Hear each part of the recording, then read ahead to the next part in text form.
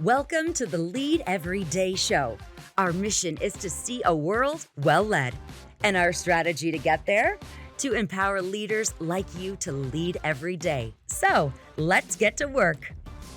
Leadership always begins with a picture of the future. That's what you said yesterday, and it's what we're going to be talking about today. Welcome to the Lead Every Day show. I'm Randy Gravitt. And I'm Mark Miller. And we're talking about seeing the future today. When you think about your future, your organization's future, what do you see? We're in this series here. We've been talking about becoming a better leader, and really these two paths that we have before us. The path of common greatness, which most people choose. It's the road most traveled, right? It's the path of least resistance, the road of default. And then there's this other path, this path of uncommon greatness. It's thinking at a higher level. It's actually a legacy on the line here when we think about it. And today we're gonna unpack these fundamentals. Mark gave us some fundamentals yesterday. We started thinking about these 5 fundamentals that represent the job description of a leader. Today, let's jump into this first one. You said see the future, and you gave us that little statement yesterday, a picture of the future. How do you do this? It seems like a lot of leaders are struggling with vision. A lot of leaders tell me my leader doesn't cast vision. Like this seems really hard. Well, I think it can be challenging, and I want to honor that, and I want to acknowledge that. Leaders are charged with seeing the unseen. I mean, it's real work, and it's hard work, and it requires some courage for us to step out and say, here's the future I believe we should pursue as a team or as an organization. And so it is challenging. And before we get into how, because we'll certainly give you some hows today and the next few days. Actually, next week we're going to talk about how. For several days, we're going to talk about how. But I want to unpack why this is hard, because I want to honor that for all the men and women in the world that have struggled. And I would argue most leaders have struggled with some facet of vision formation at some point in their life. Again, you're trying to see the unseen. That's hard work. That's hard work. And one reason that it's challenging, one reason that it's difficult is there's a tendency, and I don't really know where this comes from, but we want to assume it's not our job. We think it's the CEO's job, or it's the president's job, or that it's some geopolitical leader's job, right? For those of us that are older, we would remember when President Kennedy said, we're going to put men on the moon and return them safely before the end of the decade. We go, now there's a vision. Yeah. Or when Dr. King said that someday I want my children to be judged on the content of their character, not the color of their skin. He said, I have a dream. And we go, yeah, now there, you tell them, Martin, that's right. Yeah. Well, yes. Those are great examples, but we can't assume that all vision is of that scope, scale, and magnitude, because it's just not. Yeah, I may be in an organization. I got frontline people. They need to have vision. Yes. Frontline leaders. Yes. Or the frontline people. They need to know the vision, right? Leaders at all levels. This is all levels. This happens. And the timeline or horizon for your vision is probably linked directly to your level in the organization. If you're a frontline shift leader, your vision is for today's shift. You're trying to get through. What are we going to accomplish in the next 4 hours? Yeah. What does success look like? What does winning look like? And you got to cast that vision for those people under your leadership for the next 4 hours. But if you're another level up, maybe you're thinking about what's going to happen over the course of a month.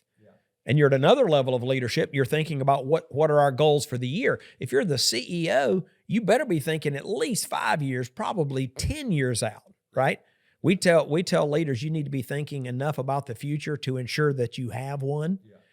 And so let's scale this, but you need vision at every level. So I think that's that first barrier to overcome is don't assume that it's someone else's job. Yeah, I like that. And I think another barrier to overcome is maybe nobody's ever taught us how. We don't, there's like, where's the class on how to cast vision?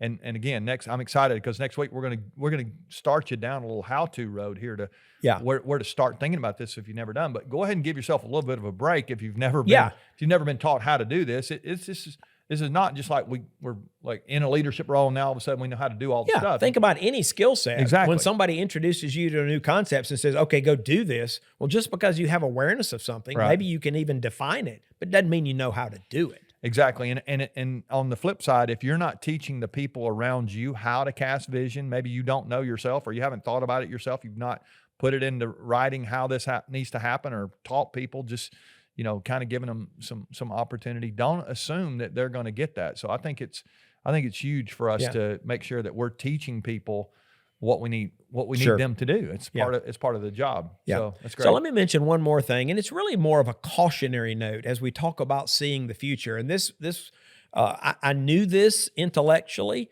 but I was confronted with it as a leader several years back. I had assumed the responsibility for a new team. The president of our company came in to introduce me, which I thought was a nice gesture because everybody knew me, but I think he wanted to show his support. So he came in excited that Mark's going to be leading this group, and the room's full of people, and then he leaves. Like he didn't even stay beyond that. But again, I was thankful he was there. Here are the keys. And somebody raised their hand. I mean, this is like from the jump. And somebody said, "What's the vision?" Well, I don't know if that would surprise you. It really didn't surprise me. I don't care if you've been leading for 75 seconds, which is how long I had been there, or you've been leading for 7 years. People expect their leaders to have a vision. To know the vision, yeah. So I was not caught off guard by that. And so I began to answer the question, and I said, we're going to have more reach. We're going to have more influence. We're going to have more impact. And this woman stopped me. And she said, "I'm not talking about any of that." And I said, "Well, what is your question?" She said, "I want to know who's going to be my supervisor, where will I sit, and are we going to continue my program?" Yeah.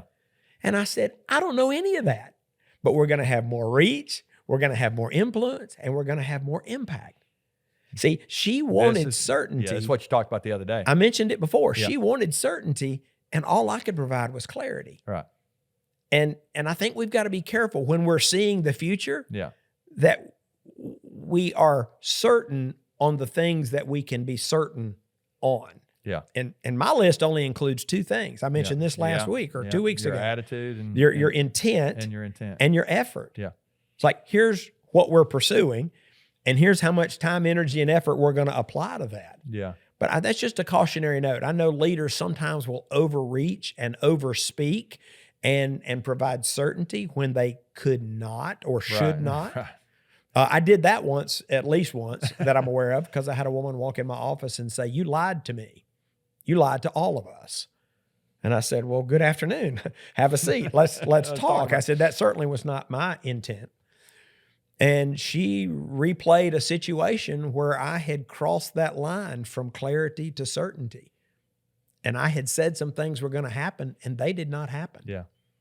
And I had to apologize Probably to her. things even beyond your control. I had to apologize to her, and I said, "What you heard was my optimism, and I was wrong." Yeah. And I made that sound like certainty. And that's a good warning, because you and I are pretty optimistic And guys. There are people listening who you kind of fall into that camp. And there's so much here in this conversation. Again, we'll get into some of it next week. But I think another thing we do is we assume that people know stuff.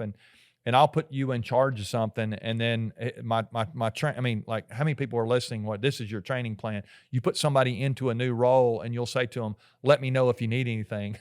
That's actually that's not training. That's not training. That's our mindset of orientation, and like, they never ask us anything, so we assume they know what we think, and then 4 months later, we're on this road we're not on the road we want to be on, and they're not, and so now we're frustrated with them. So all that. This whole thing is huge. It's a big deal. And it really is the job of the leader to be able to see the future, to make sure that people know where we're going, what we're doing, why it matters. Our intent. And our intent, all that. And then to provide clarity, not certainty. I think that's so good, because we never can be certain. And let me offer a word of encouragement for any of you listening who might have crossed that line, and something may have come to your heart in the moment, and going, "Yeah, I overplayed that. I overstated that." You probably need to own up to it. Sure. And I had to begin that very day rebuilding trust with that woman and that team, because they thought their leader had lied to them. Yeah. And I had to own it and apologize and get back on the journey. Yeah, and they know if you mess it up, so you might as well go ahead and take it if you did. I'm thankful that she had the courage to come to me and call me out. And call you out. I hated she had to. Because you're just ready to charge the next but that hill was if you're not good. careful. It was good for me. All the time. So it was good for me. Yeah, that's great stuff. So if you need some how, and your leaders need some how, you're going to want to join us next week. We're going to unpack for the next 3 days, Monday through Wednesday next week. We'll we'll give you 3 days here of a little head start on becoming a better vision caster. The best leaders really do see the future, and they're able to not just see it, but take people there. We'll get into that as we go here, but we hope you'll continue to join us here as we talk about this path of uncommon greatness. Really, it's about uncommon leadership, these fundamentals. And fundamental number one, seeing the future, it really is the starting place for where you want to take your people. It'll be great if you'll join us next week. All right, we thank you so much for listening, for downloading, for sharing with your friends and family. Hope you'll continue to do that. Help us to continue to chase this path of uncommon greatness. Remember, the best leaders lead every day.